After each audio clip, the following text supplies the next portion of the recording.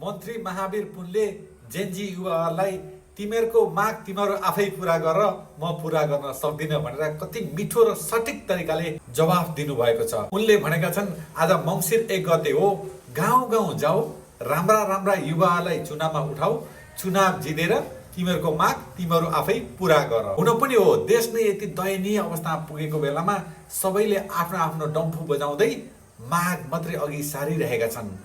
काम कसैले गर्दैनन्, माग मात्रै सार्ने, आन्दोलन गर्छौँ भन्ने, लडाइँ गर्छौँ भन्ने, म भए ठिक अरू बेठिक भन्ने सबैलाई आफै मात्रै चाहिएको छ। हेर्नुहोस् त, बङ्गलादेशकी पूर्व प्रधानमन्त्रीलाई मृत्युदण्डको सजाय सुनाइएछ।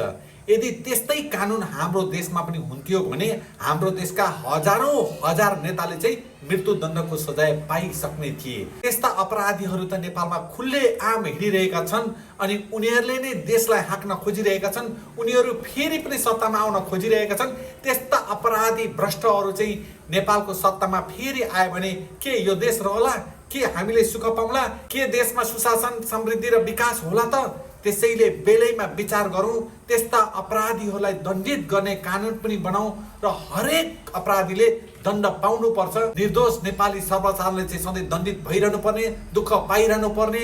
किन त्यस्तो भइरहेको छ भने तिनै भ्रष्ट अपराधीहरू चाहिँ सधैँभरि सत्तामा बस्नाले हो। अब त्यस्ता अपराधीहरूलाई सत्तामा बस्न दिने होइन, युवा जेनजीहरू हो। गाउँ गाउँबाट अब युवा पुस्ता उठेर त्यस्ता बुढा भ्रष्ट तस्करहरूलाई चाहिँ पराजय गर्नुपर्छ, हराउनु पर्छ अनि आएर कानुन बदलेर तिनीहरूलाई दण्डित गर्नुपर्छ। महावीर पुनले भन्न खोज्नु भएको पनि त्यही नै हो।